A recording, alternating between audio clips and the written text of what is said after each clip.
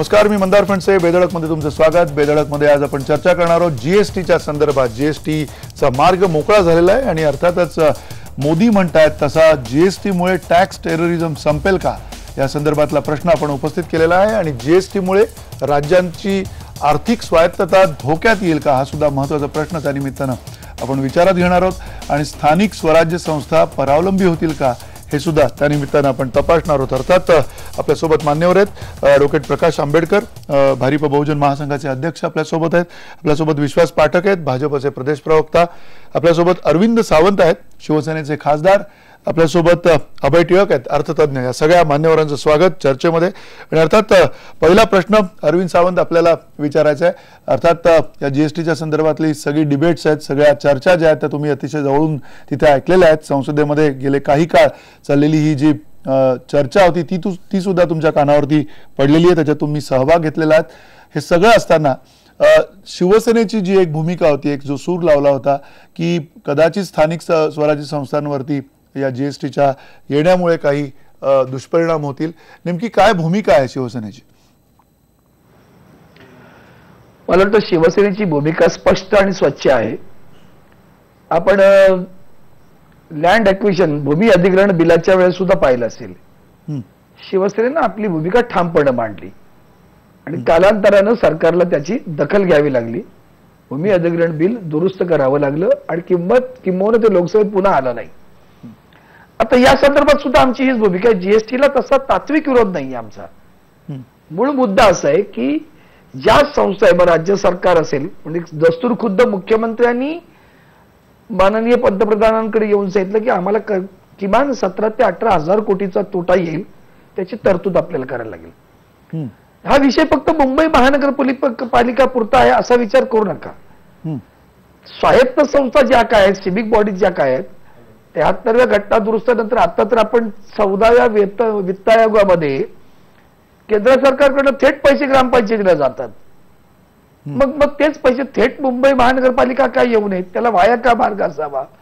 सुदैवानं मुंबईमध्ये आमची सत्ता आहे किंवा आणखीन राज्यामध्ये आहे, केंद्रामध्ये एक सिंक्रोनायझेशन आहे. पण राजकीय परिस्थिती तशीच राहते असं नसतं आणि म्हणून दूरगामी विचार करून माननीय उद्धवजींनी अशी भूमिका मांडली की आज मुंबई महानगरपालिकेचं बजेट हाचा विचार केला तर देशातील केरळासारख्या राज्यापेक्षाही मोठं बजेट आहे. ऑक्ट्राय सारख्या निधीतून दैनंदिन 17 कोटी रुपये जवळजवळ येत होते तिजोरीमध्ये. एक 7,000 कोटी रुपये मुंबईच्या तिजोरीत येत होते आणि हा सगळा पैसा मुंबईच्या विकासासाठी वापरला जातो. याचा विचार दूरगामीपणानं केला म्हणजे राजकीय दृष्ट्या करता कामा नये. पण एक उदाहरण देईन तुम्हाला मुद्दाम की मुंबई महानगरपालिकेने केलेलं काम, त्यातलं एक मोठं काम मी सांगू शकतो की आज एवढ्या मोठ्या शहराला पिण्याच्या पाण्याची व्यवस्था करताना मुंबई महानगरपालिकेने स्वतःच्या पैशातून मध्यवैतरणा धरण बांधलं. कुठल्या राज्यातील कोणी बांधलंय महापालिकेने? मुंबई महापालिका स्वास्थ्य म्हणजे आपलं आरोग्याची सेवा देते. जीएस मेडिकल सारखं देशातलं सर्वोत्तम कॉलेज, त्यातून लाखो लोकांना मिळणारी सेवा, याचा लोकांच्या कधी मनात विचार आलेला दिसत नाही. ड्रेनेजची सिस्टीम, पाण्याची सिस्टीम, स्वच्छता, या सगळ्याचं काम करत असताना त्याला निधी लागतो. तो जर उद्याच्या या जीएसटीमुळे त्यांना जो काही तोटा होईल त्याची सुरक्षा कोण देणार हा प्रश्न आहे. आणि म्हणून माननीय मंत्र्यांनी, अर्थमंत्री आपले अरुण जेटली साहेबांनी चक्क सांगितलं की आम्ही हा काही एकच जीएसटी नाही, हा कॉन्स्टिट्युशनल अमेंडमेंट आहे, एक घटना दुरुस्ती आहे. यानंतर सेंट्रलचा जीएसटी येईल, यानंतर स्टेटचा पण जीएसटी येईल. दरम्यान जीएसटीचं काउन्सिल तयार होईल. ते काउन्सिल कोणाचं असेल? ते काय फक्त केंद्रातल्या मंत्र्यांचं किंवा अर्थ खात्याचं असेल?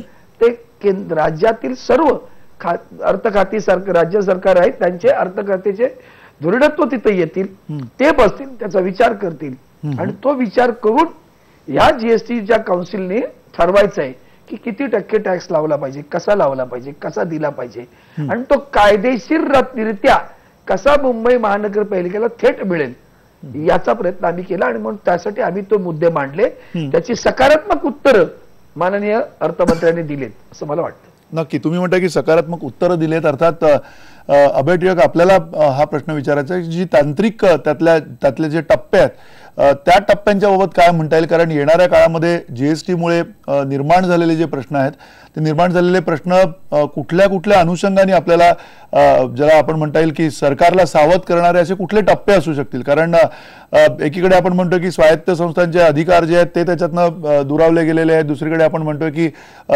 जसं मोदीच म्हणालेले आहेत की टेररिझम, टॅक्स टेररिझम जे आहे तो मिटणार आहे.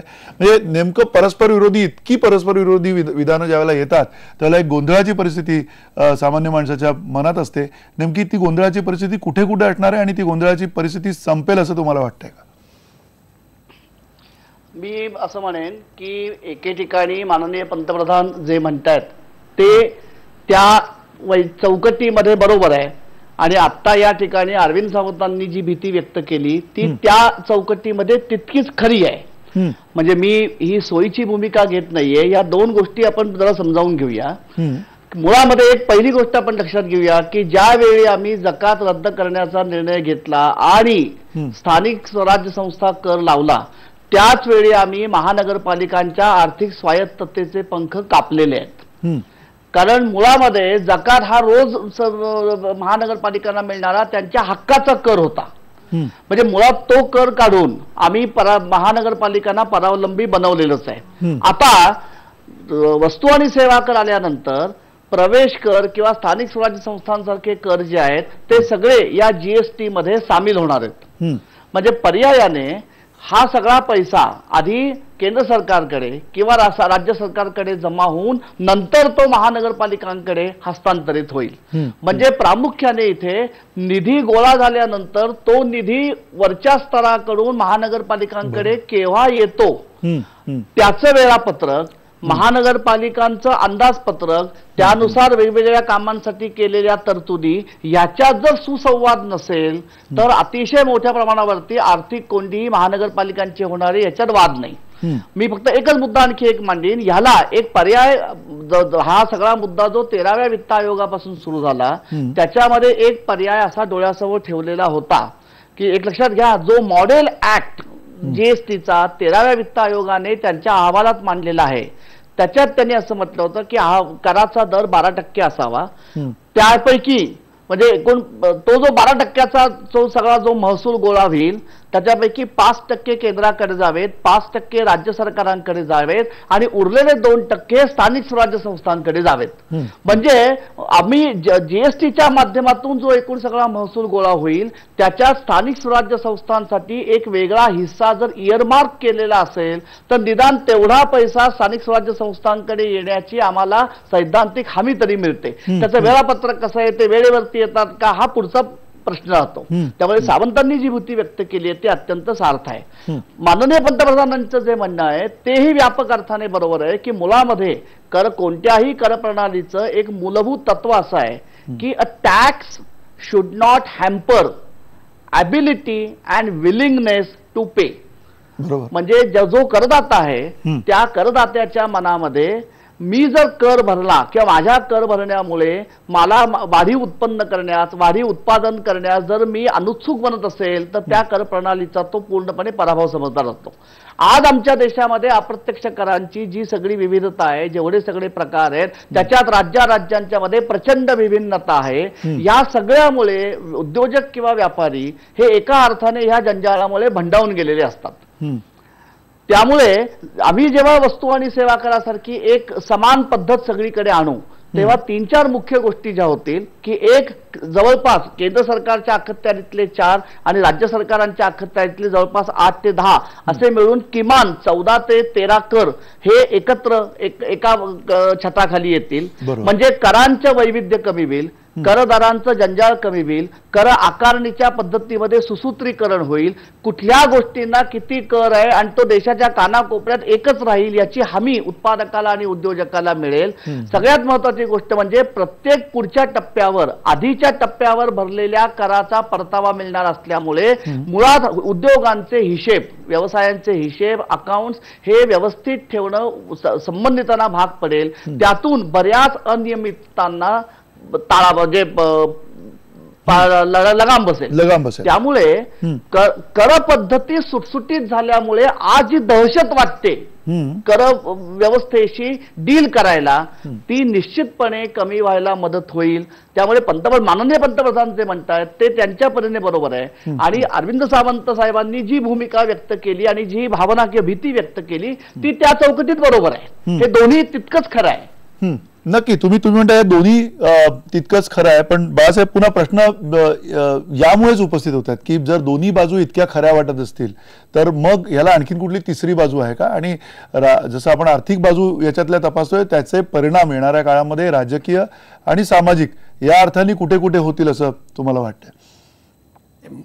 मुळात मी असं या ठिकाणी एक BSNL MTNL यांच्यामध्ये असणारं ज्यावेळेस मोबाईल सर्व्हिस सुरुवात झाली त्यावेळेसची परिस्थिती माझ्या अंदाजानं आपण लक्षात घेतली तर अधिक चांगलं होईल. एक त्यांच्याकडे स्टाफ होता सगळा, तो स्टाफ लँडलाईनचा स्टाफ होता आणि मोबाईल सर्व्हिस प्रोव्हाइड करायचं म्हटल्यानंतर त्यांच्याकडे असणारं ते सर्व्हिस स्टाफ नव्हता अशी असणारी परिस्थिती आहे. मुळात माझं म्हणणं असं आहे की हे सांगणं ठीक आहे की आम्ही कर जे आहेत वेगवेगळ्या राज्यांमध्ये वेगळे आहेत ते असणारं एक आणतो आहोत ह्याच्यामध्ये आहे, एका लाईनीमध्ये आणतो आहोत.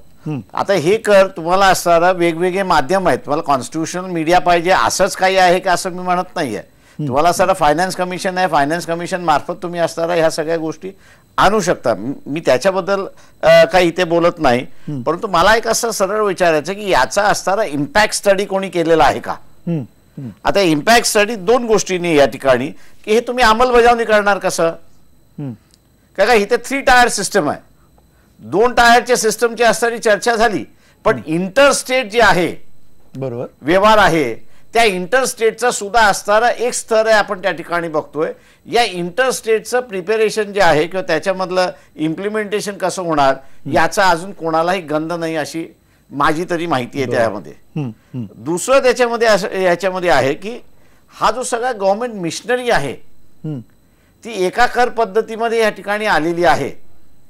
याला तुम्ही असं ट्रेन केलेलं आहे की नव्या पद्धतीमध्ये जायसाठी तो तिथे असं ऍडजस्ट होणार आहे का? की याला काढून तुम्ही नवीन माणसं घेणार आहात की तू असणारा इम्प्लिमेंट करणार आहे त्या दृष्टीने असणारा स्टडी झालाय का? त्याच्यानंतर तिसरा हा आहे की जो टॅक्स पेयर आहे आणि त्याच्यातला खऱ्या अर्थाने टॅक्स पेयर मी असं म्हणतोय की लहान टॅक्स पेयर, मोठा टॅक्स पेयर म्हणत नाही.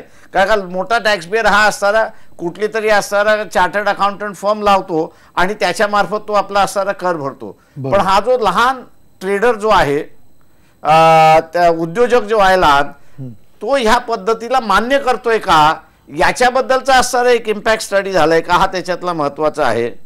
त्याच्यानंतर हा जो आहे की हा लहान ट्रेडरला आणि व्यापाऱ्याला ह्या नव्या पद्धतीचा परिणाम काय होणार आहे. मी याच्यासाठी असं म्हणतोय की तुम्ही असणारं रिटेलमध्ये 100% FDI आणलेला आहे त्या सगळ्या ह्याच्यामध्ये आणि एक कुठेतरी रिपोर्ट पंतप्रधानाचाच रिपोर्ट असा असताना म्हणतोय की आपली कर पद्धत सुरसुरीत नसल्यामुळे फॉरेन डायरेक्ट इन्व्हेस्टमेंट त्या सेक्टरमध्ये येत नाहीये. आता समजा ही जर सुरळीत झाली असेल तर या सुरळीतपणामुळे असणारा हा रिटेल सेक्टरमध्ये जे काही इन्व्हेस्टमेंट येणार आहेत त्या इन्व्हेस्टमेंट मधनं इथला जो व्यापारी आहे किंवा ट्रेडर आहे तो जो उद्ध्वस्त होणार आहे त्याच्या संदर्भातला आपण असणारं काही या ठिकाणी केलेलं आहे का? आणि तिसरं याच्यामध्ये जे आहे की आपण असणारं जे राज्य स्वावलंबी होतो असं मी म्हणेन या राज्यांना आपण असणारं एका दृष्टीने कुणावर तरी अवलंबून ठेवतो का हा त्याच्यातला सगळ्यात महत्वाचा मार्ग आहे. मी चौथा असा म्हणणार त्या शेवटचा असा मुद्दा याच्यामध्ये मांडणार आहे की तुम्ही याच्यामध्ये नवीन काय बदल केलात? फक्त नाव बदललं. पूर्वी सुद्धा इथला असणारा सेंट्रल एक्साइज होतं, सर्व्हिस टॅक्स होतं, वॅट आणि CST हे असणारं राज्य सरकार कलेक्ट करत होतं. एवढंच फक्त असणारं केलेलं आहे की टॅक्स सिस्टम म्हणजे टॅक्स लावणं जे आहे हे तुम्ही रॅशनलाइज करताय. वेगवेगळ्या राज्यांना जे वेगवेगळ्या पद्धतीने लावत होते त्याचं तुम्ही असणारा फक्त या ठिकाणी केलंय. माझा शेवटचा प्रश्न याच्यामध्ये आहे की टॅक्स हा सुद्धा एका प्रकारे राज्याला आपल्या माणसावरती अतिक्रमण होणार नाही हे आपण असणारा पाहतो. म्हणजे ज्या पद्धतीने इथना असणारा गॅटनी तुम्हाला असणारं काही दृष्टिकोनातून प्रोटेक्शन देण्यासाठी तुम्हाला असणारं इम्पोर्ट ड्युटी वाढवण्याची किती मुभा दिली होती, त्या पद्धतीने राज्य आपल्या असणाऱ्या लोकांना त्या ठिकाणी जे प्रोटेक्शन देत होतं ते प्रोटेक्शन ह्या नव्या बिलामध्ये आहे का, तर माझ्या दृष्टीने दिसत नाहीये. आणि म्हणून एकतर जे काही आपण असणारा ऑक्ट्रॉय संपल्यानंतर जी परिस्थिती आपण इथल्या असणाऱ्या सगळ्या नगरपालिकेची केलेली आहे की त्यांच्यामध्ये आता कुठल्याही सुविधा आता त्यांना देता येत नाही, बजेट त्यांना असणारा वेळेवर पोचत नाही. त्याच पद्धतीने इथे असणारं आपण राज्यांची आता करायला निघालेलो आहोत. म्हणजे नगरपालिकेची महानगरपालिकेची आपण असणारा आर्थिक परिस्थिती ढासळली आणि आता आपण असणारा राज्यांची सुद्धा काही राज्य जे चांगले होते की ज्याच्यामुळे ते असणारा इंडस्ट्रीज अट्रॅक्ट करत होते किंवा ते असणारा प्रगतीशील होते, अशा राज्यांवरती सुद्धा आपण असणारा अतिक्रमण केलेलं ह्या बिलाने त्या ठिकाणी दिसते. आणि म्हणून कर परिस्थिती कदाचित सुरळीत होईल असं मी म्हणेन, परंतु सोशिओ पॉलिटिकल इश्यूज जे आहेत या बिलातून फार मोठ्या प्रमाणात येतील असं मला त्या ठिकाणी दिसतंय. नक्की नेमके ते काय विषय असतील, कुठले प्रश्न समोर येतील हे सुद्धा आपण अधिक चर्चेमध्ये बघूयात. पण तत्पूर्वी पुन्हा विश्वास पाठक, तुम्हाला असं वाटत नाही का या ज्याला ऐतिहासिक असं आपण म्हणतोय अशा प्रकारच्या या निर्णयामुळे येणाऱ्या काळातली सगळी परिस्थिती बदलणार आहे? म्हणजे आतापर्यंत जी राज्य आपापल्या एकमेकांची जी स्पर्धा करत होती ती राज्य कदाचित केंद्राच्या याच्यावरती अवलंबून राहतील, कदाचित केंद्राकडे आशाभूतपणे बघण्याची जी प्रवृत्ती आहे ती येणाऱ्या काळामध्ये वाढेल राज्यांची, असं नाही वाटत? मला याच्या माध्यमातून एकच सांगायचं आहे की ही जी घटना झालेली आहे लोकसभेमध्ये आणि राज्यसभेमध्ये, हे जे बिल पास झालं आहे हे मुळामध्ये कॉन्स्टिट्यूशनमध्ये अमेंडमेंट झालेलं आहे. हे अमेंडमेंट झाल्यामुळे आता जीएसटी येण्याचा मार्ग मोकळा झालेला आहे. आता जीएसटी मधले प्रोव्हिजन्स काय राहतील, ते कसे इम्प्लिमेंट होतील, त्याचे निटीग्रिटीज काय राहतील, या दृष्टीने एका अभ्यास गटाचं गठन होणार आहे. आणि ते झाल्यानंतर हे जे काही मुद्दे आता उपस्थित केलेले आहेत त्या सगळ्या मुद्द्यांना नक्कीच स्पर्श केला जाईल. माझ्या दृष्टीने स्वातंत्र्योत्तर काळानंतर पहिल्यांदा आर्थिक जगतामध्ये एक एवढी मोठी अशी एक घटना आहे की ज्याच्या माध्यमातून भारतामध्ये वन कंट्री वन टॅक्स असा कन्सेप्ट होता. नरेंद्र मोदी, मला याच्यात आधी हे सांगायचं की राज्यसभे आणि लोकसभेमध्ये हे अनप्रेसिडेंटेड वेनी युनानिमसली बिल पास झालेलं आहे. म्हणजे एवढ्या मोठ्या मताक्याने पास झालेलं आहे. त्यामुळे काहींचं काही म्हणणं होते त्याचं उत्तर देखील माननीय अर्थमंत्र्यांनी दिलेलं आहे. काही पक्षांनी आपलं अस्तित्व टिकवण्यासाठी काही गोष्टी छेडल्या असतील, मात्र मुळामध्ये हे सर्वांनी एकमताने बिल पास केलेलं आहे. आणि याचे दुसरे प्रवास असा आहे की सन 2000 मध्ये माननीय अटलजी प्रधानमंत्री असताना त्यांनी या जीएसटीला एक कुठेतरी सुरुवात केली होती. नंतर या बिलाचं ड्राफ्टिंग हे कुठेतरी काँग्रेसच्या काळामध्ये झालेलं होतं आणि त्याचं passing more or less same terms and conditions same ढाच्यावरच या सरकारने हे आणलं आणि ते पास झालेलं आहे. माझ्या मते की याच्या माध्यमातून एक मोठी क्रांती होणार आहे. नरेंद्र मोदी जेव्हा प्रधानमंत्री झाले तर त्यांनी ज्या काही गोष्टी केल्या की मिनिमम गव्हर्नमेंट मॅक्झिमम गव्हर्नन्स किंवा मेक इन इंडिया किंवा is of doing business, transparency किंवा काळा पैसा, या सगळ्या गोष्टींचं उत्तर कुठेतरी या जीएसटीच्या माध्यमातून मिळणार आहे. म्हणूनच या सरकारने फार परिपक्वतेने हे बिल पास करून घेण्याचा प्रयत्न केला आणि सगळ्या पक्षांनी त्याला मदत केलेली आहे. आता राज्य आणि केंद्र याच्यामधले जे संबंध आहे किंवा कुठेतरी राज्यांचे अधिकार याने कमी होणार आहेत का, तर अजिबात कमी होणार नाही. कारण आज तुम्हाला जर देशाचा जीडीपी वाढवायचा असेल, ग्रोथ करायची असेल तुम्हाला, तर तुम्हाला इन्व्हेस्टमेंट हे आणावंच लागेल. आज जरी आपल्याकडे कॉम्प्लिकेटेड टॅक्स प्रणाली असली तरी आपण एफडीआय मध्ये फेवरेट डेस्टिनेशन म्हणून आहोत, नंबर 1च आहे. मात्र या सुलभीकरणामुळे इन्व्हेस्टरला कुठेतरी आश्वस्त केलं जाईल की या सुलभीकरणामुळे आम्ही आमचं जे इन्व्हेस्टमेंट करू त्याच्यातनं आम्हाला रिटर्न्स काय मिळतील हे देखील कळणार आहे. तर मला वाटतं की इज ऑफ डुईंग बिझनेस याच्यातनं होणार आहे. आणि हा अनऑर्गनाइज सेक्टर जो आहे, हा अनऑर्गनाइज सेक्टर मोठ्या प्रमाणामध्ये ऑर्गनाइज सेक्टरमध्ये कन्व्हर्ट होईल. त्यामुळे ऍक्टिव्हिटीज वाढतील. जसं आपलं लॉजिस्टिक आहे, लॉजिस्टिकमध्ये मोठ्या प्रमाणामध्ये इम्प्रुव्हमेंट होईल आणि याचा कुठेतरी परिणाम काय होणार, तर आपलं जीडीपी मध्ये ग्रोथ होणार आहे. जीडीपी मध्ये ग्रोथ होणार आहे तुम्ही म्हणताय, किंवा तत्पूर्वी पुन्हा अर्थशास्त्रीय दृष्ट्या अभय टिळक, तुम्हाला असं वाटतंय का की या ऐतिहासिक अशा एकूण घटनेमुळे तो येणाऱ्या काळामध्ये खरंच म्हणजे जे सांगितलं जाते की जे जे स्वप्न दाखवलं जातं की एफडीआय म्हणजे एफडीआय येण्याची हमी दिली जाते एक प्रकारे की हे केल्यामुळे एफडीआय अधिकाधिक येईल अशी परिस्थिती तुम्हाला प्रत्यक्षात येताना दिसते का? नंबर 1. आणि नंबर 2 त्याच्यातला अधिक एक महत्त्वाचा उपप्रश्न म्हणजे पुढच्या 7-8 महिन्यामध्ये या सगळ्या घटना वेगानं घडतील का? त्या घडत असताना इथली जी सगळी व्यवस्था आहे जी बदलणं अपेक्षित आहे ती कितपत गतीनं बदलेल आणि त्याच्यावरती अवलंबून असलेल्या या सगळ्या यंत्रणा आहेत त्यांना किती मधल्या काळामध्ये ज्याला आपण म्हणतो की बाईंग टाइम त्यांना मिळणार आहे का? मला व्यक्तिशः 1 एप्रिल 2017 पासून ही नवीन कर प्रणाली पूर्णपणे आपण अधोरेखित करूया अस्तित्वात येईल असं म्हणजे फार अवघड वाटतंय मला. याचं कारण माननीय आंबेडकर साहेबांनी जे प्रश्न उपस्थित केले की कर्मचाऱ्यांचं प्रशिक्षण, सगळ्या प्रकारचे रिटर्न्स दाखल करण्याकरता त्यांचं एक सुसूत्रीकरण, सगळ्यात महत्वाची गोष्ट म्हणजे कराची सगळी आकारणी, मोजणी, परतावा याच्यासाठी करावी लागणारी IT एनेबल्ड जी सगळी आमची प्रणाली आहे ती विकसित करणं, त्याच्याकरता हार्डवेअर सॉफ्टवेअर सगळ्या ठिकाणी सुस्थापित करणं आणि माणसांना ट्रेनिंग देणं, ह्या सगळ्याला वेळ लागणार आहे. त्यामुळे मला व्यक्तिशः 1 एप्रिल 2017 पासून हे सगळं लागू होईल याची शक्यता फार कमी वाटते. राहिला मुद्दा परकीय थेट गुंतवणुकीचा. एक आपण कायम लक्षात गोष्ट ठेवूया की कर प्रणाली ही हा एकमात्र घटक परकीय गुंतवणुकीची म्हणजे प्रवाह आपल्या अर्थव्यवस्थेकडे वाहतात किंवा नाही याच्यावरती प्रभाव टाकणारा कर प्रणाली हा एकमात्र घटक नाही. सगळ्यात महत्वाची गोष्ट म्हणजे परकीय थेट भांडवली गुंतवणुकी संदर्भात आपलं नेमकं सरकारचं धोरण काय आहे, केंद्र सरकारचं धोरण आणि राज्य सरकारांची धोरणं याच्यात सुसूत्रीकरण आणि एकवाक्यता आहे का? सगळ्यात महत्वाची गोष्ट म्हणजे आमच्याकडे पायाभूत सेवा सुविधांचा दर्जा कसा आहे.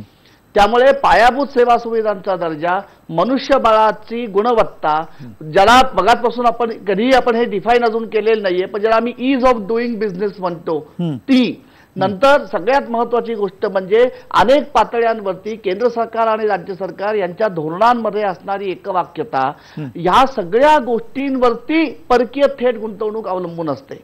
अप्रत्यक्ष करांची व्यवस्था सुटसुटीत झाल्यामुळे आमची कॉस्ट ऑफ प्रोडक्शन कमी होईल हे निश्चित आहे. पण म्हणून केवळ आम्ही जीएसटी लागू केला म्हणून चीनकडे किंवा अन्य दक्षिण आशियाई देशांकडे वाहणारी परकीय थेट गुंतवणूक एकदम भारताकडे व्हायला लागेल असं मानणं हे फार अतिशयोक्तीच आहे. हा, नक्की तुम्ही म्हणताय की परकीय गुंतवणुकीच्या बाबतीमध्ये एक प्रकारची अतिशयोक्ती. एक छोटासा ब्रेक घेऊया, ही चर्चा सुरू ठेवूया आणि या सगळ्या मान्यवरांकडनं तज्ज्ञांकडनं समजून घेऊया की जीएसटीमुळे नेमका तुमच्या आमच्या आयुष्यामध्ये काय फरक पडणार आहे आणि एकूण भारतातली जी सामाजिक आणि राजकीय परिस्थिती आहे त्याच्यावरती नेमके काय परिणाम होणार आहेत ते सुद्धा एका छोट्याशा ब्रेक नंतर या चर्चेमध्ये बघूया.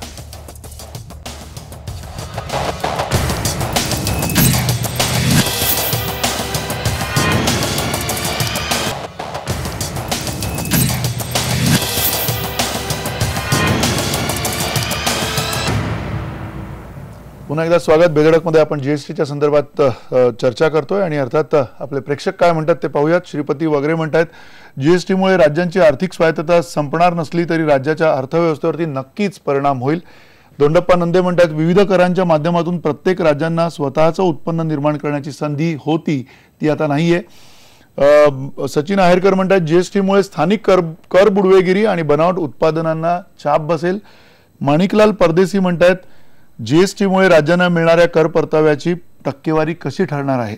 आणि मनोज तांबे म्हणतात हा चांगला निर्णय आहे कारण फक्त राज्याचा नाही तर संपूर्ण देशाचा विकास महत्वाचा आहे. अर्थात ही वेगवेगळी मतं आपल्या प्रेक्षकांची आहेत आणि त्या बरोबरीनं पुन्हा सगळ्यात महत्वाचा प्रश्न अरविंद सावंत आपल्याला विचारायचा आहे की जो सातत्यानं मुद्दा समोर येतोय की स्थानिक स्वराज्य संस्था ज्या लहान असतील त्या किंवा महापालिका असतील या सगळ्यांची व्यवस्था बसण्याच्या दृष्टिकोनातून किती वेगानं हे सगळं येणाऱ्या काळातले ज्या वेगवेगळे टप्पे जे आपण म्हणतोय जे क्लिष्टपणा त्यातला जो आहे तो संपेल आणि किती वेगानं त्याच्यातला जो गोंधळ आहे तो संपेल. त्याचं कारण याचा सगळा परिणाम जसा या स्थानिक स्वराज्य संस्थांवरती होणार आहे, इथल्या राजकारणावरती सुद्धा होणार आहे, तुमच्यावरती होणार आहे, प्रादेशिक पक्ष आहेत त्यांच्यावरती सुद्धा होणार आहे. काय त्याच्यावरती तुमचं मत आहे? मला वाटतं आपण राजकीय भाष्य नको करूया या विषयावर. मूळ मुद्दा असा आहे की जीएसटी खर तर 1954 साली फ्रान्सने आणली आणि आज जवळजवळ 140 देशांमध्ये जीएसटी लागू आहे. हम्म. त्या देशांचे अनुभव चांगले आहेत, काही देशांचे अनुभव कडवट सुद्धा आहेत. हम्म. पण आमचं जे भय आहे ते वेगळ्या पद्धतीचं आहे. आम्ही जीएसटी म्हणून तात्वदृष्ट्या आपण जीएसटी आणली. इनडायरेक्ट टॅक्सेस जे आहेत की नाही, मी एक साधं उदाहरण देतो. आपण हॉटेलमध्ये गेलो परिवाराला घेऊन, हम्म. तर बिल कसं येतं आपल्याला, खाद्यपदार्थांचे जे काय दर होते त्याप्रमाणे बिल येतं. बरोबर. त्यावर आणखीन काय येतं, सर्व्हिस टॅक्स येतो, हम्म. आणखीन काय येतं, सर्व्हिस चार्जेस येतात, आणखीन काय येतं, व्हॅट येतं. हम्म. हे जे सगळे इतके मल्टिपल चार्जेस टॅक्सेस आहेत आपल्याकडे, आणि म्हणून हे जे इनडायरेक्ट टॅक्सेस आहेत त्याचं सरळीकरण करणं हा खरा मूळ हेतू होता, आणि तो आहे मूळ हेतू. दुसरी गोष्ट, हा कंझ्युमर बेस आहे. शेवटी कोण पैसे भरणार टॅक्स, तर कंझ्युमर. आज आपला कंझ्युमर आणि प्रॉडक्ट करणारा त्याला सुद्धा प्रचंड त्रास आहे. 50 गोष्टींच्या वेगवेगळ्या पद्धती, त्यांचे वेगळे टॅक्सेस, त्यांची कर प्रणाली, त्यांचे कराचे दर, या सगळ्यामध्ये ईज ऑफ बिझनेस हा जो काय आम्ही अश्युरन्स सरकार म्हणून आम्ही युती म्हणून लढलो, जीएसटी साठी आम्ही त्यावेळी मांडलेला आहे. तर सरकार म्हणून जो ईज ऑफ बिझनेस आम्ही म्हणतोय तो खऱ्या अर्थाने येत नाही, आणि म्हणून जीएसटी आणण्याचा प्रयत्न आहे. पूर्णपणे झालं का, अभय टिळकांनी जे भय व्यक्त केलं ते सार्थ आहे की एप्रिलमध्ये येईल का, नाही. याचं कारणच आहे, कदाचित येईल कदाचित नाही. कितपत सरकारच्या प्रशासकीय अधिकाऱ्यांची तयारी झाली याची पूर्णतया माहिती आज कुणालाच नाहीये, खास करून इन्फॉर्मेशन टेक्नॉलॉजी. कारण त्याला सिंक्रोनायझेशन करावं लागणार आहे. बरोबर. पण सिंक्रोनायझेशन केव्हा करतील, जेव्हा कौन्सिल या संदर्भातले मार्ग ठरवेल. तर त्या मार्गांमध्ये दरांपासून कार्यपद्धतीपर्यंत सगळे विषय येणार आहेत. बघा, त्याने ट्रेनिंगवर जायचं आहेतच मुद्दे, पण मुळात करांची कर प्रणाली काय राहील त्याच्यामध्ये 3 गोष्टी आल्यात. मगाशी मी सांगितलं पुन्हा, इंटिग्रेटेड जीएसटी हा 2 राज्यांमधला असेल, सेंट्रल जीएसटी असेल आणि राज्याचा जीएसटी असेल. तिन्ही ठिकाणी बिल पास करायचे. वरती 2 बिल केंद्र सरकार पास केलं, तिसरं बिल राज्य सरकारला पास करायचं. एक मनामध्ये जी पद्धत होती आजपर्यंत, माझ्या घरचा पगार माझ्या हातात येतो आणि मी खर्च करतो. आज मला आईकडे पैसे मागावे लागणार आहेत की बाबा मला खर्च एवढा येतोय, एवढं माझं बजेट झालं तर तुम्ही मला दिलं पाहिजे. ती जी काय प्रोसेस आहे त्या प्रोसेसमध्ये विलंब होईल का, एक भय. दुसरं असं वाटतं की जर राजकीय पक्षांची, वेगळ्या राजकीय पक्षांची सरकार वेगळ्या राज्यात आली तर तिथं राजकारण होणारच नाही का. कायद्यानं द्यावंच आहे, पण राजकारण होणार नाही याची गॅरंटी कोण देईल, अशी एक भीती वाटते. नाही, नक्की. एक मुद्द्यावरती तुम्हाला, एका तुमच्या मुद्द्यावरती जो तुम्ही महत्वाचा मुद्दा अरविंद सावंत उपस्थित केलेला आहे, तुम्ही तुमचा एक महत्वाचा मुद्दा पद्धतीचे आहेत, यामध्ये काही करता येईल का तेवढंच. आणि म्हणून जोपर्यंत कौन्सिल बसत, एक मिनिट, जोपर्यंत कौन्सिल बसत नाही, त्या कौन्सिल मधले सगळ्या राज्यांचे प्रतिनिधी बसत नाही, त्या चर्चेचं काय सार आहे ते आपल्याला कळत नाही, तोपर्यंत मूलभूत हेतूला विरोध करणं हे गैर ठरेल. हेतू चांगला आहे, कशा मार्गाने करता येईल पाहूया. नक्की. तुम्ही म्हणता हेतू चांगला आहे. एक जो शब्द वापरला अरविंद सावंतांनी की आई आपल्याला पैसे देईल किंवा नाही, पण आई एक वेळ पैसे देईल पण बाप देईल की नाही अशी परिस्थिती आहे. प्रकाश आंबेडकर जो केंद्र सरकार आहे ते आईच्या भूमिकेत असेल की वडिलांच्या भूमिकेमध्ये असेल, हे हा महत्वाचा उदाहरण म्हणून देतो की 2007 साली बीजेपीचंच सरकार होतं आणि रेल्वे बजेटच्या ह्याच्यामध्ये केरला राज्यातून बीजेपीचा एकही खासदार त्यावेळेस निवडून आला नव्हता. त्या 2007च्या बजेट आजही आपण असं पाहिलं तर केरळाला एकही नवा पैसा त्या रेल्वे बजेटमधनं देण्यात आला नव्हता. एका प्रकारचं भेदभाव आपण ज्याला म्हणतो तो भेदभाव त्याच्यामधला येणारच. माझं म्हणणं असं या ठिकाणी की यांनी आईची असणारी उपमा दिली. मी असं म्हणतोय की कोंबडी कापून टाकलेली आहे आणि आता आम्ही मसाला शोधायला निघालेलो आहोत. किंवा असं तो मसाला आल्याशिवाय कोंबडी कापायची नसते तर ती शिजते आणि ती खाता येते. आता आम्ही कोंबडी कापून बसलेलो आहोत आणि मसाला शोधायला निघालेला आहोत. त्यावेळेस हा मसाला मिळेल कधी. टिळकांनी जसं या ठिकाणी सांगितले की 2017 मध्ये येऊ शकत नाही अशी असणारी परिस्थिती आहे. मला त्याच्यातली भीती दुसरी आहे ह्याच्यामध्ये असणारी. एक म्हणजे या सगळ्या ह्याच्यामध्ये सबसिडी आहे की नाही, तुम्हाला ठेवण्याची प्रोव्हिजन जी आहे ती आहे की नाही. कारण का तुम्ही असणारा सगळे बसून त्याच्यामध्ये असणारा टॅक्स सिस्टम म्हणजे रेट काय राहणार हा फिक्स करणार आहे.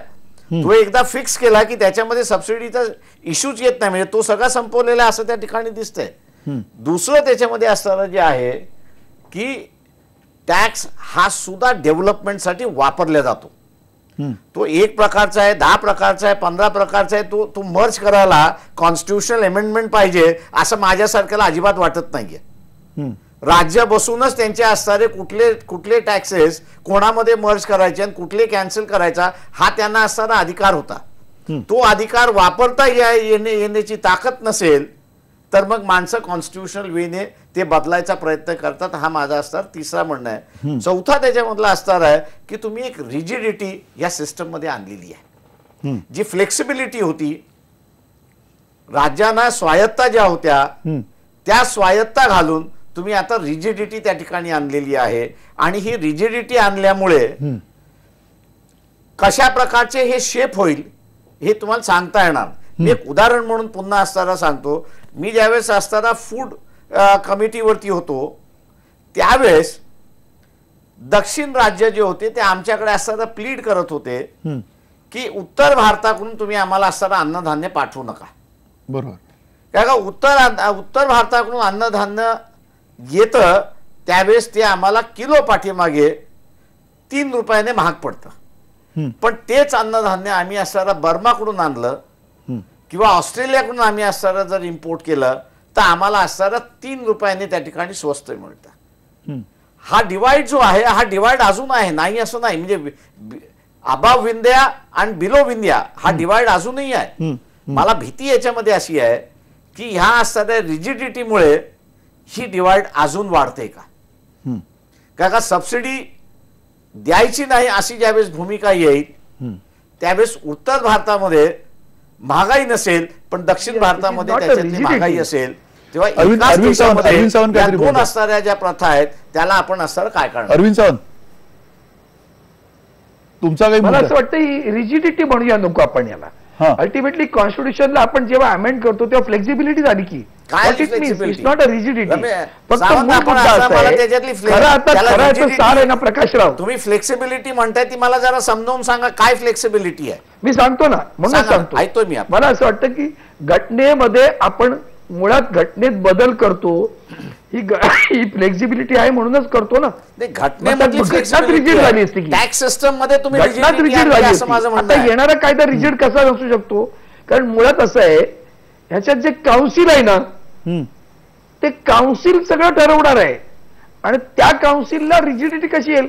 त्या काउन्सिल सगळ्या विचारांची माणसं आहेत. माझं म्हणणं देशातील सर्व राज्य भारतीय जनता पक्षाची परिस्थिती वेगळी आहे, दक्षिण परिस्थिती वेगळी आहे, जम्मू आणि काश्मीरची परिस्थिती वेगळी आहे. या राज्याचे जे प्रतिनिधी इथं येणार आहेत ते प्रतिनिधी त्यांची मतं मांडतीलच की नाही. आणि म्हणून जसं आम्ही मांडतोय आम्ही पण सोडणार नाही आहोत. आम्ही जसं जसं त्या स्टँडिंग कमिटीमध्ये सुद्धा किंवा सिलेक्ट कमिटीमध्ये सुद्धा हा विषय आला तेव्हा शिवसेनेनं आपली भूमिका मांडलीच की माननीय उद्धवजींनी पत्र दिलं आणि भय व्यक्त केलं की बाबा मुंबई महापालिकेला कटोरा घेऊन फिरायला लावू नका, कायद्याने तरतूद करा. ही जी मागणी केली ती रिजिडिटी तिला काय एक लक्षात घ्या आपला देश आपल्या तुम्हाला मी सांगणं योग्य नाही. डॉक्टर बाबासाहेबांनी असे काय आपल्याला अधिकार देऊन ठेवलेत ना की जीएसटी म्हणजे आयुष्यभराचा टप्पा बसला असं समजायचं कारण नाही ना आपल्याला. पुन्हा बदलावं लागेल तर बघू काय करायचं ते. पण मुळात येणाऱ्या चांगल्या गोष्टीला आडवं जाण्यापेक्षा अनुभव तर घेऊ. म्हणजे non devil and unknown devil अशी परिस्थिती असं तुम्हाला म्हणायचं आहे की नाही मूळ आली. You are there with us not to worry about that. म्हणजे नाही पुन्हा ह्याच्यावरती राजकारण हा मुद्दा येणारच. Sawant is looking for a ghost in the whole thing. What looking for what? Ghost. I did not listen. Looking for what? Looking for a ghost. GHOST. Ghost म्हणजे असणारा भूत. Ghost. Why I should? I look at a god here, not ghost. Looking for a god, not for a ghost. Okay. पण नाही, या सगळ्या मुद्द्यामध्ये पुन्हा अभय टिळक तुमच्याकडे येतो, कारण विश्वास पाठकांना अनेक प्रश्नांची उत्तरं त्या निमित्ताने देता येतील सलग. पण अभय टिळक, तुम्हाला जे जे जे मुद्दे आता प्रकाश आंबेडकर यांनी उपस्थित केलेले आहेत त्याच्यामध्ये काही तुम्हाला सुचवायचं आहे का? कारण हे महत्वाचे मुद्दे आहेत. त्या महत्वाच्या मुद्द्यांबरोबर आणखीन सगळ्यात जो यादीचा प्रश्न येतो, म्हणजे नेमकं या सगळ्या वस्तूच्या संदर्भामध्ये कर लावताना त्याच्यातली यादी ज्यावेळेला ठरवता येईल, जसं अरविंद सावंत म्हणतात की काउन्सिल सगळं ठरवणार आहे, त्या काउन्सिलला ते अधिकार असणार आहेत का? ती त्या प्रकारची सुसूत्रता आणि तेवढी फ्लेक्झिबिलिटी त्यांच्यामध्ये असणार आहे का? मला असं वाटतं हा प्रश्न फ्लेक्झिबिलिटी किंवा रिजिडिटी यापेक्षा शासन संस्था नावाचा जो आर्थिक विकासाच्या प्रक्रियेतला घटक आहे, त्या आर्थिक विकासाच्या प्रक्रियेकरता रेव्हेन्यू गोळा करणं, महसूल गोळा करणं आणि त्याच्याकरता कर आकारणी करणं, ह्या संदर्भात शासन संस्थेची, ती राज्य सरकारची का केंद्र सरकारची, याच्याही पलीकडे शासन संस्थेच्या स्वायत्ततेवर मर्यादा येणार आहेत. हा मुद्दा मला मान्य आहे.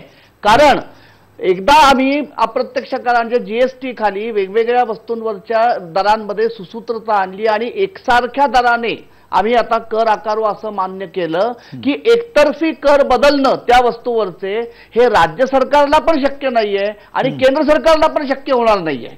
म्हणजे लक्षात घ्या, इथे मला असं वाटतं कुठेतरी, मी याच्याकडे एका वेगळ्या फक्त मुद्द्याकडे आपला निर्देश करतो, कुठेतरी आपल्याला एका वेगळ्या पातळीवरती आर्थिक किंवा वित्तीय शिस्तीचा आपल्याला इथे आता पाठ शिकावा लागणार आहे की अप्रत्यक्ष करांच्या दरामध्ये बदल करून करदर वाढवून अधिक महसूल गोळा करण्याचं स्वातंत्र्य आता शासन संस्था आपणहून या जीएसटीच्या खाली त्याचा कुठेतरी त्याचा होम करतेय. म्हणजेच आता इथून पुढे वित्तीय तुटीवर नियंत्रण ठेवायचं असेल तर सरकारला त्याच्या खर्चाचं नियोजन अधिक काटेकोरपणे करावं लागेल. हा त्यातला सगळ्यात पहिला मला वाटतं अत्यंत महत्वाचा मुद्दा आहे. त्यामुळे ह्या पातळीवरती आपण ह्या चौकटीत बघावं. आणि फक्त एकच मुद्दा आंबेडकरांचा जो दुसरा होता की 14व्या वित्त आयोगाने केंद्राच्या तिजोरीमध्ये जमा होणाऱ्या एकूण महसुलापैकी जो 32% वाटा राज्यांकडे इतके वर्ष जात होता तो आता 10% पॉइंटने वाढवून 42% नेलाय.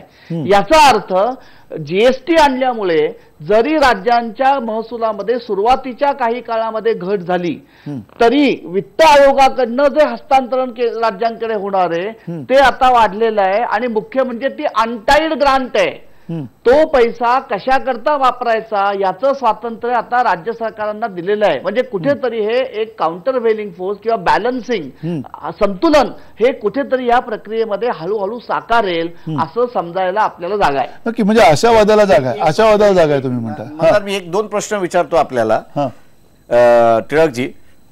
नॉर्थ ईस्ट स्टेटला आपण असणारा आता आर्थिक पॅकेजेस देत असतो किंवा त्याच्याच बरोबर असणारा आदिवासींच्या विकासासाठी आपण असणारे एक स्पेशल पॅकेजेस देत असतो.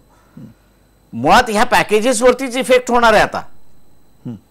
आणि ह्या पॅकेजेसवरती जर इफेक्ट होणार असेल तर नॉर्थ ईस्टर्न स्टेट्स हे पॅकेजेस मिळणार नाहीत तर आम्ही तुमच्याबरोबर राहा कशाला असा सुद्धा प्रश्न उपस्थित करू शकतात. नाही, मला तसं वाटत नाही. कारण ही पॅकेजेस देणं हे केंद्रीय वित्त आयोगाच्या अखत्यारीत आहे. संबंध नाही. माझं म्हणणं असं त्याच्यामध्ये की एकदा तुम्ही असणारं पॉलिसी म्हणून असणारं ज्यावेळेस ठरवणार आहात की त्याच्यामध्ये असणारं टॅक्स रॅशनलायझेशन होणार हे बरोबर आहे. त्याच्यानंतर फायनान्स कमिशन हे डिव्होल्युशन फायनान्स करेल हे बरोबर आहे त्याच्यामध्ये. पण माझा मुळात मुद्दा असा आहे की त्याच्यामध्ये सबसिडी देण्याचा असणारा जो पोर्शन आहे हा सबसिडी देण्याचा पोर्शन म्हणून मी रिजिडिटी हा शब्द त्याच्यामुळेच वापरला की एक सिस्टम तुम्ही अशी डेव्हलप करताय की त्याच्यामध्ये सबसिडी हा कॉम्पोनंट राहणारच नाही. आणि सबसिडी हा कॉम्पोनंट राहणार नाही तर मग आपण डोल आउट करू शकत नाही. हा माझा म्हणणं आहे त्याच्यामध्ये. नाही, मला फक्त मी अगदी फार वेळ न घेता एकच गोष्ट म्हणेन. आपण जो ज्याला सबसिडी म्हणताय त्याला मी कर सवलती असा शब्द वापरेन. की समजा आपण असं गृहीत धरू की औद्योगिक दृष्ट्या एखादं राज्य मागासलेलं आहे किंवा एखाद्या विकसित राज्यामधला काही प्रांत औद्योगिक आर्थिक दृष्ट्या मागासलेला असेल तर त्या भागामध्ये किंवा त्या राज्याने विक्री करामध्ये, अबकारी करामध्ये सवलती देऊन आपल्याकडे गुंतवणूक आकर्षित करण्याचा पर्याय इतके दिवस जो राज्यांना उपलब्ध होता तो जीएसटी खाली जाईल हे मला मान्य आहे. त्या प्रमाणामध्ये आमच्या आर्थिक कारणामधली भौगोलिक विषमता जी आहे आर्थिक विकासाच्या बाबतीत ती कदाचित सुरुवातीच्या काळामध्ये रुंदावेल ही भीती अत्यंत सार्थ आहे. अनुदानांचा किंवा पॅकेजेसचा मुद्दा जो आहे तो मुद्दा हा पूर्णपणे एका पातळीवरती अर्थसंकल्पाशी आणि दुसऱ्या पातळीवरती केंद्रीय वित्त आयोगाशी निगडीत आहे. मला नाही वाटत त्याची सांगड ही जीएसटीशी आपल्याला घालावी लागेल किंवा घातली जाते असं मला तरी माझ्या अरविंद सावंत तुम्ही पण म्हणताय खुलासा म्हणून आपल्याला विचारतोय, खुलासा म्हणून आपल्याला असं विचारतो. GST is independent of all these things. नाही, I understand that subsidy is independent of all these things. मान्य आहे मला त्याच्यामध्ये. प्रश्न त्याच्यामध्ये असा आहे की स्टेट बजेट, स्टेटला सुद्धा काय रेव्हेन्यू येणार हा बरोबर आहे. सेंटरचा जो रेव्हेन्यू आहे की जो डिव्हॉल्व होणार आहे फायनान्स कमिशन मार्फत डिव्हॉल्व होणार, तो माझ्या अंदाजानं त्याचं फॉर्म्युला फायनान्स कमिशन डेव्हलप करतं आणि त्या प्रिन्सिपल्स प्रमाणे ते त्या ठिकाणी डिव्हॉल्व करतात. प्रश्न असा आहे त्याच्यामध्ये की सेंटरकडे जो पोर्शन राहतोय नक्की सेंटरकडे जो पोर्शन राहतोय त्या पोर्शन मधनं सबसिडी देण्याचा जी स्वायत्ता सेंटरला होती ती यापुढे राहील का हा माझा प्रश्न आहे. वित्तीय तुटीचा जो मुद्दा आहे राहील वित्तीय तुटीवरती येणारा जो ताण आहे, मी विश्वास पाठक यांना प्रश्न विचारतो, हा ताण कसा मिटवणार? एकीकडे वेतन आयोग द्यायचा आहे, दुसरीकडे वेगवेगळ्या समाज कल्याणकारी घटना योजना असतील त्या योजनांसाठी पैसा द्यायचा आहे. हा जो सगळा आतापर्यंतचा आलेला विचार आहे, आतापर्यंत ज्या पद्धतीने विचार केला गेलेला आहे तो विचारच पूर्ण बदलणार आहे का या सगळ्यामुळे? मला असं वाटतं आपण अनेक मुद्दे याच्यामध्ये डिस्कस करतोय ज्याचा काही तसा रिलेव्हन्स नाही. विषय असा आहे की आपण जीएसटीच्या माध्यमातून केंद्र सरकारचे जे 6 वेगवेगळे टॅक्सेस होते आणि राज्य सरकारचे जे 8 होते ते 8 आणि 7 14 टॅक्सेस आपण मर्ज करून एक टॅक्स घेणार आहे. सिम्प्लिफिकेशन ऑफ टॅक्स सिस्टम हे आपण याच्यात अचीव्ह करत आहे. हे करत असताना आपल्याला अनऑर्गनाइज सेक्टर हा मोठ्या प्रमाणामध्ये ऑर्गनाइज सेक्टरमध्ये जाईल, ज्याच्या माध्यमातून आपलं टॅक्सचं ब्रॅकेट वाढणार आहे आणि कुठेतरी टॅक्सचे रेट देखील कमी होणार आहे. आज जे 35 ते 40% टॅक्स रेट्स आहेत ॲव्हरेज ते जवळजवळ 18% आसपास, म्हणजे 20% आणि 40% जी बँड दिलेली आहे ते साधारणतः 17% ते 20% याच्यात ते येणार आहेत. आणि हे करत असताना काही राज्यांना काही संस्थांना याचा फटका देखील बसू शकतो. त्याचा विचार करून या सरकारने 5 वर्षाची तुम्हाला एक इम्युनिटी दिलेली आहे की 5 वर्षापर्यंत तुम्हाला इन्शुरन्स राहील आणि त्याच्यानंतर you will be at your on, असं त्याच्या मागचं अझम्पशन आहे. मला असं वाटतं की आंबेडकर साहेब जो विषय मांडतात आहे तो पैसे जमा केल्यानंतर त्याचा खर्च कसं करणार, त्याच्यानंतर सबसिडी कशी देणार हा एक मुद्दा आहे. या अनुषंगाने आंबेडकर साहेबांना मला एक करेक्शन करायचं होतं की 2007 मध्ये एनडीएचं सरकार नव्हतं, त्यांनी जो उल्लेख केला होता 2005 पर्यंतच एनडीएचं सरकार होतं. या माध्यमातून मला एकच सांगायचं की हे जे सरकार आहे, नरेंद्र मोदींचं जे सरकार आहे, यांचे जे स्टेप्स आहेत ते स्टेप्स कसे पडतात आहे, तर हे स्टेप्स असे पडतात आहे की आल्या त्यांनी नीती आयोगाची स्थापना केली. नीती आयोगाची स्थापना करण्याच्या मागचा उद्देश हाच होता की आपला देश हा युनियन ऑफ इंडिया आहे, म्हणजे संघराज्य आहे. इथे राज्यांनाच एक कुठेतरी कोर मानलेला आहे आणि केंद्र हे फक्त त्याला मॉनिटरिंग आणि कोऑर्डिनेशनचं काम करत असतं. मात्र याच्यापूर्वी काय होत होतं, प्लॅनिंग कमिशनच्या माध्यमातून किंवा फायनान्स कमिशनच्या माध्यमातून तर सर्व राज्यांना कुठेतरी तिथे जावं लागायचं आणि तिकडे कुठेतरी ते प्लॅनिंग कमिशन किंवा फायनान्स कमिशन एक डिस्क्रिशनरी पॉवर वापरत असतं आणि मग कुठेतरी प्लॅन एक्सपेंडिचर नॉन प्लॅन एक्सपेंडिचरच्या माध्यमातून कुठेतरी एक प्रकारे हात पसरावे लागत होते. आलेल्या या सरकारने काय केलं की ते दोन्ही गोष्टी डिस्मॅन्टल करून नीती आयोग आणलं. नीती आयोगाच्या माध्यमातून प्रत्येक राज्याला स्वायत्तता मिळेल आणि स्वातंत्र्य मिळेल. हे का शक्य झालं तर कुठेतरी नरेंद्र मोदी हे स्वतः मुख्यमंत्री होते, त्यांनी अडचणी अनुभवल्या होत्या, त्याच्या माध्यमातून त्यांनी सुरुवात केली. मला वाटतं या जीएसटीच्या माध्यमातून अर्धा पैसा सेंट्रल गव्हर्नमेंटचा अर्धा स्टेट गव्हर्नमेंटचा राहील आणि त्याप्रमाणे याची नियमावली बनेल. हे करत असताना आंबेडकर साहेबांनी म्हटलं त्याप्रमाणे अनेक गोष्टींमध्ये इम्बॅलन्सिंग राहू शकतं आणि त्या इम्बॅलन्सिंगला बॅलन्सिंग करण्याचं एक मेकॅनिझम देखील या अभ्यास गटाच्या माध्यमातून निश्चितच होईल.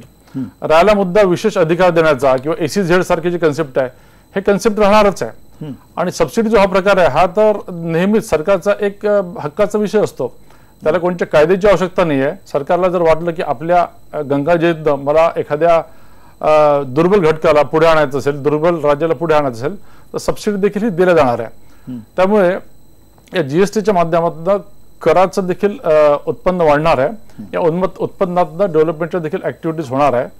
आणि एफडीआयचा देखील जो विषय आला, तर जो कोणी इन्व्हेस्टर असतो त्या इन्व्हेस्टरला आपली बॅलन्स शीट मॅच करताना मला शेवटी किती माझी बॉटम लाईन काय आहे, मला प्रॉफिट किती होणार आहे, माझे टॅक्सेसचे एक्सपेन्सेस काय आहे, किंवा टॅक्सेसमध्ये मला काही अडचणीत येणार नाही या दृष्टीने देखील तो अभ्यास करत असतो. थोडक्यात महापालिकांना सुद्धा येणाऱ्या काळामध्ये याच मार्गाने जावं लागणार आहे की त्यांचा खर्च आटोक्यात घ्यावा लागेल, त्यांची एकूण जी खर्चाची व्यवस्था आहे, व्यवस्थापनावर होणारा जो खर्च, या सगळ्या गोष्टी कमी कराव्या लागतील, तर कुठेतरी हा सगळा ताळमेळ बसेल. एकच मुद्दा म्हणतो की या माध्यमातून की टॅक्स प्रणाली जी आहे, जे ऍडमिनिस्ट्रेटिव्ह एक्सपेन्सेस आहे, हे मोठ्या प्रमाणामध्ये कमी होणार आहेत. त्याचं कारण असं की भरमसाठ प्रकारचे टॅक्सेस, त्याचे कॉम्प्लिकेशन्स, त्याचं ऍडमिनिस्ट्रेशन याच्यामध्ये खूप वेळ जातो, खर्च जातो आणि करदात्याला मनस्ताप देखील होतो. मला असं वाटतं की आपली system complicated tax system handle करण्याच्या साठी इक्विप्ड आहे.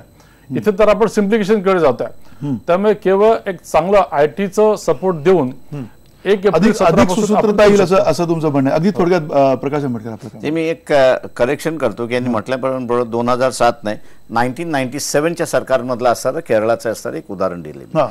माझं पुन्हा दुसरा असणारा मुद्दा असा आहे की इथे ड्युअल ओनरशिप आता ह्या टॅक्स सिस्टम मधनं येते. सेंटर आणि स्टेट ह्या दोघांचीही ड्युअल ओनरशिप आता इस्टॅब्लिश होते. पूर्वी जी सेपरेट होती ती आता ड्युअल ओनरशिप झालेली आहे. ती ड्युअल ओनरशिप आल्यानंतर तिथे असणारं राज्य आपले अधिकार कसे सोडतील. म्हणजे केंद्राला कितीही वाटलं की हे राज्य मागासवर्गीय आहे किंवा अनडेव्हलप्ड आहे म्हणून आपण त्याला असणारं हे दिलं पाहिजे, या ड्युअल कंट्रोल ह्याच्यामुळे ज्या राज्यांना मिळालेलं नाही ते राज्य आपले अधिकार सोडतील का. तर मला ह्याच्यातून असणारं राज्यांमधली आणि केंद्रातली भांडणं वाढताना फायनान्सच्या बाबतीत अधिक दिसतात आहेत.